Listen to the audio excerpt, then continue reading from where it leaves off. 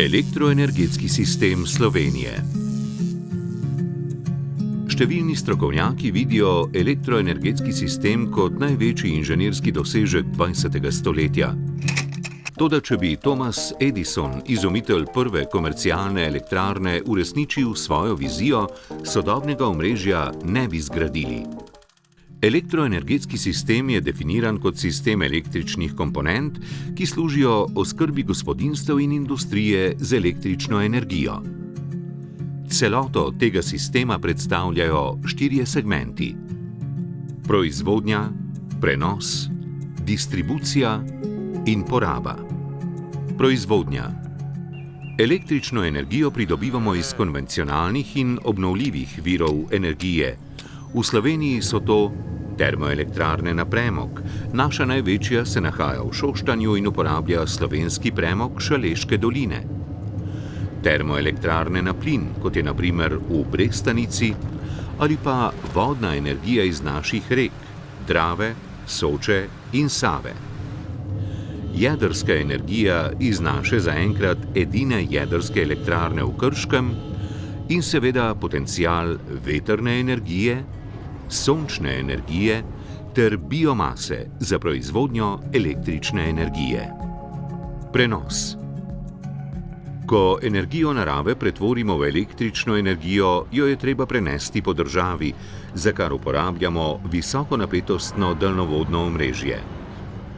V Sloveniji prenosno omrežje upravlja družba Eles, ki skrbi, da omrežje opravlja svojo nalogo in pri tem čim manj moti življenje ljudi in živali. Distribucija. Ko električno energijo prenesemo do večjih mest, sledi naslednji korak: distribucija ali razdeljevanje energije do manjših gospodinjstev in porabnikov.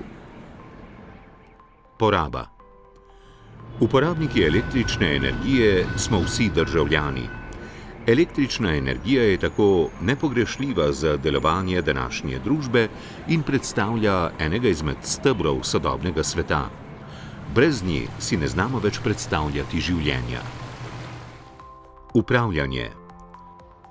Za nemoteno delovanje verige oskrbe z električno energijo je zadolžena kopica strokovnjakov, ki vsak na svojem področju skrbijo za nemoteno dobavo in varno uporabo električne energije.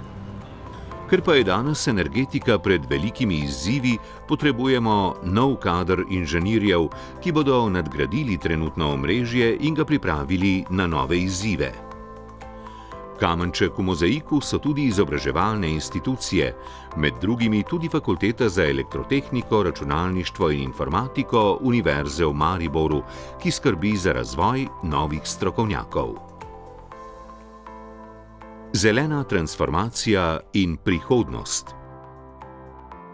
Eden izmed glavnih izzivov človeštva pa je tudi prehod v brezogljično družbo po načelih trajnostnega razvoja, katere temelj predstavljajo obnovljivi viri energije. Slovenija je na pragu njihove množične integracije. Verjamemo, da bo v prihodnosti Slovenija tako postala energetska zelena oaza v osrčju Evrope. Naša dolžnost je, da ohranimo naravo za prihodnje generacije in z uporabo modernih tehnologij popeljemo slovensko energetiko v novo, trajnostno prihodnost. Znanje in razvoj za lepšo prihodnost.